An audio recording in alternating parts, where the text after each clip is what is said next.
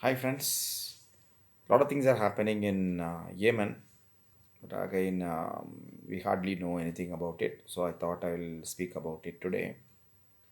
A couple of days back, Aden in southern Yemen, Aden, the big port city, the Southern Transitional Council (STC) has announced a self-rule in all the southern Yemen provinces, 8 provinces.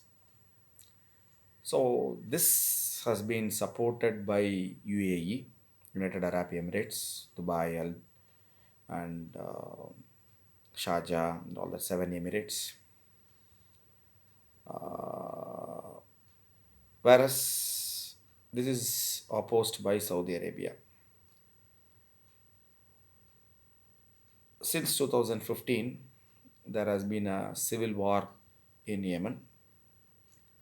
In 2014, so the genesis you can find it in the Arab Spring in 2011.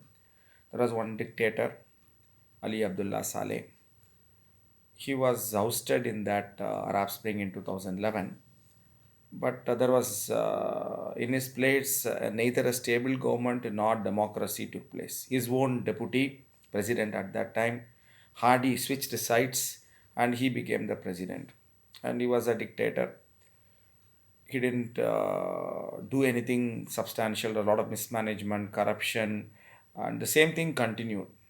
So the Houthi rebels who are Shias from the northern mountains, Sada mountains bordering Saudi Arabia. They moved in and captured Sana'a, the capital, and majority of the country also. Saudi Arabia, of course, was worried about the emergence of Iran as a serious contender for its dominance in West Asia, used as usual the Shia Sunni divide card and said that Houthis are Shias and they want to, they are hardly 20% Shias for this. So they want to impose Iranian version of Islamic revolution in Yemen, which is predominantly Sunni Arab country. And along with the 8 of its Arab supporters, including UAE, that time Qatar also, definitely Egypt. They launched with the tactical support from the Western countries, including US, UK, who provided logistical support like satellite pictures and all, launched air operations in 2015. But still, more than 50% of the country is with the Houthi rebels, who also still control Sana'a, the capital. Their UN agencies claim only 12,000 civilian deaths, but 8 agencies say that lakhs of people have been killed by Saudi-led airstrikes, and there's a food shortage, huge medicine and food shortage also. According to 8 agencies, 80% of 80 population of Yemen, that is 24 million, 2.4 crore people, or need aid, humanitarian aid. They cannot survive on their own. And close to 10 million people or 1 crore people are on the brink of starvation. Famine is just around the corner. This is the tragedy. All international organizations have condemned the Saudi led airstrikes, but to no avail. So Saudi and UAE used to back Mr. Hadi, who is the so-called internationally recognized president. But he hardly has any support on the ground.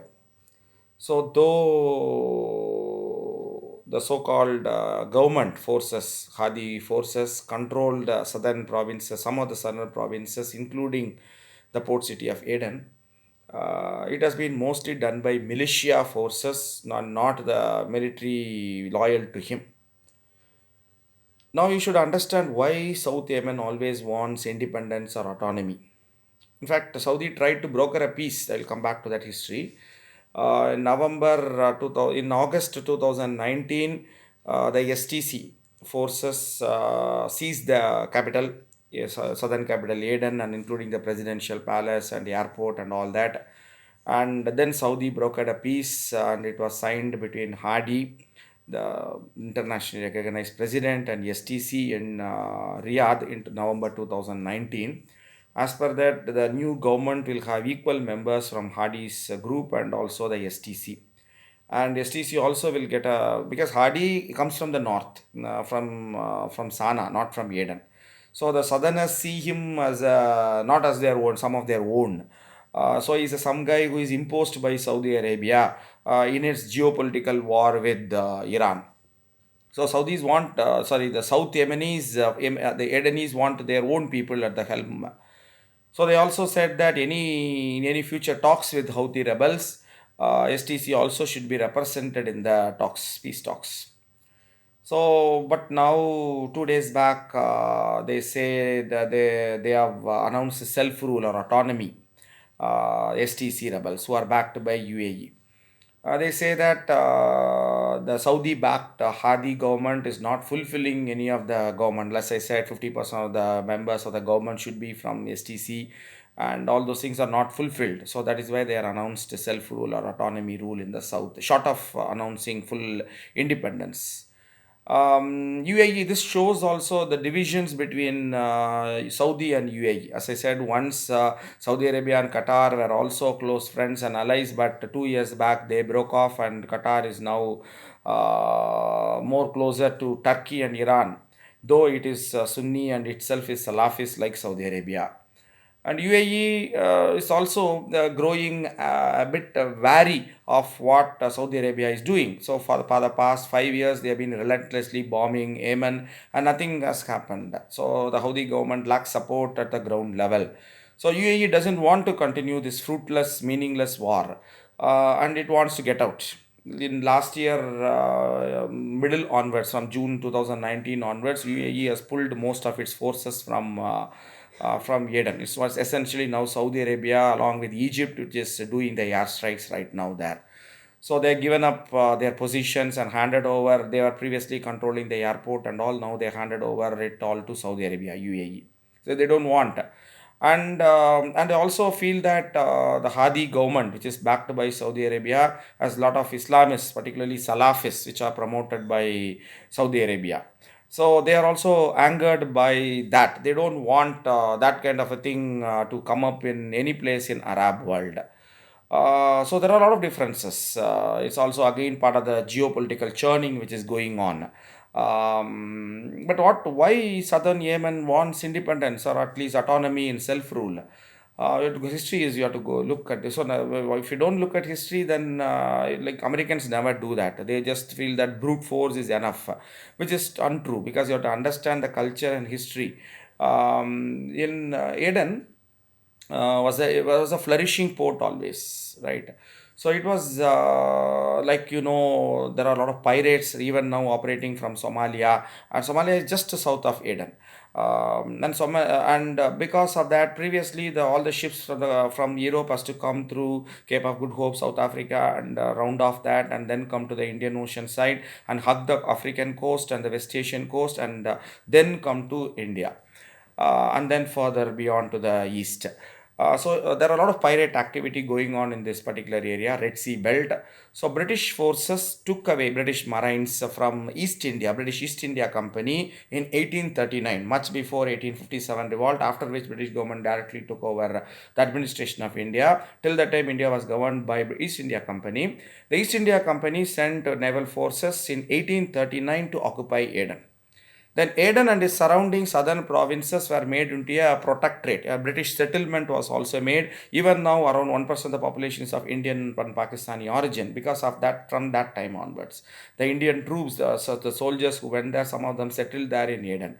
So Aden became a protectorate since 1839, and it was ruled directly from India as part of the British India. Like some parts of Oman were also ruled as part of British India. Later, after British occupied Burma, it was also ruled as part of British India. By the Government of India Act 1935, which separated Burma and Oman also, some parts of Oman, Aden was also separated, and then from 1935 it was ruled directly from London, not as part of the British India. Now, if the Hindutva fascists come to know about little bit of history, Probably they may include Aden as part of their Akhanda Bharat designs. I don't know. And then one 1990, the British started to leave all that. In 1967, they decided to leave Yemen. Then in 1969, leftist backed groups seized control once the British forces left, and South Yemen became a communist country backed by Soviet Union, the then mighty superpower Soviet Union. It was the only Arab country which became a communist country. The Ba'athist Party in Syria and Iraq and Gamal Abdel Nasser in Egypt all followed socialist policies and all were closer to Soviet Union. But Yemen, South Yemen was the only country which was a communist country in the Arab world. So it completely diverged from the North Yemen with Sana'a as the capital. So, but as Gorbachev came, and it was the South Yemen's progress was much better than that of North Yemen. Then somewhere in the 1980s, some oil was discovered, but still Yemen doesn't have much oil resources, and that's why it's the poorest country in the Arab world. But as Gorbachev started Perestroika, Glasnost, and all that, and he started reducing monetary and military support to its satellite countries, South Yemen started negotiating with North Yemen, and in 1990, just 1 year before the collapse of the Soviet Union, North and South integrated and became one single country. But the separatist tendencies were always there. And later in 1994, some of the South people felt that the North is not fulfilling the part of the bargain, the agreement of 1990, and there was a bitter civil war which lasted for almost 1 decade. So the separatist tendencies are always there. Nothing new. Same thing now. Hadi represents North, even though his forces have been driven out of the North by the Iran-backed Houthi rebels. The South people do not see him as part of their own. So they always want autonomy. Some people compare the situation in North and South Yemen as something similar to Germany, East and West Germany, which were divided during the Cold War, then reunited and after collapse of Soviet Union, or with North and South Korea. But it is very wrong because Germany was a single country till World War II. As a kind of a punishment for the Germany under Hitler, it was divided into East and West. Similarly, as part of the Cold War, North and South Korea were divided. Whereas Yemen was never a single country. Before British took over also, there was a local sultan there in Aden, from whom only the British forces took away, and the Aden's importance became increased to the British India after Suez Canal was opened in 1867, as Aden sits on the mouth where the Red Sea joins with Arabian Sea. The trading importance, it became a trading post, not merely an outpost, a trading post, a military garrison to protect the Red Sea corridor into the Mediterranean. That it becomes a very important source of economic activity there. And the Aden people, Aden is a cosmopolitan city, unlike Sana'a, which is a backward city kind of a thing. So the South Yemen people, particularly the people of Aden, always consider themselves considerably, culturally and intellectually superior to people from the north, whom they consider a backward tribal people. Of course, all of them are Arabs. So if you talk about Arab, then Saudi Arabia is also Arab, Oman is also Arab, UAE is also Arab, Qatar is also Arab, Iraq is also Arab. Then there should be all of the Arabian Peninsula should be one single country. So it is not that so, because there are tribal loyalties and there are differences in economic development, particularly after oil was discovered and all that. So, in my opinion, the whole idea of a single Yemen itself is not feasible right now there. Because there is enormous amount of differences between the people of North and South Yemen. So we cannot keep an artificially a single country there, right?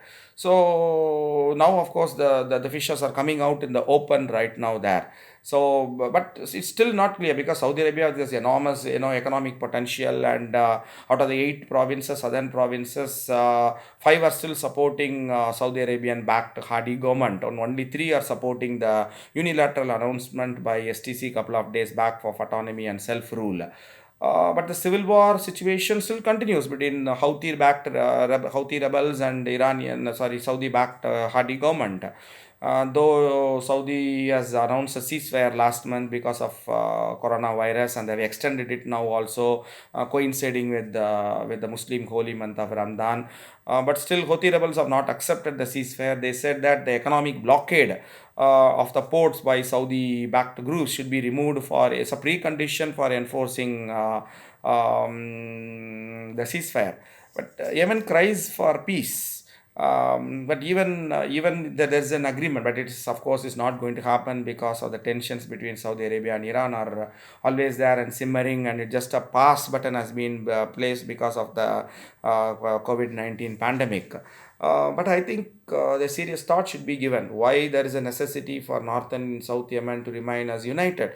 Why not two separate countries? Because Yemen, South Yemen has a distinct history, distinct culture. People don't feel that they are similar to people of Sana northern side. That should be, I think, we should not consider anybody who is asking for independence as terrorists or autonomy as terrorists. So that is very wrong idea. So I'm just putting some ideas, and of course, we don't have any power to decide anything. So let's see. So tomorrow probably I'll talk about one important thing which is happening, which again media is not highlighting, on recent agreement between Geo, Reliance Geo, and Facebook, how it is going to completely unsettle and reshape India's digital economy. Maybe tomorrow I'll talk about that.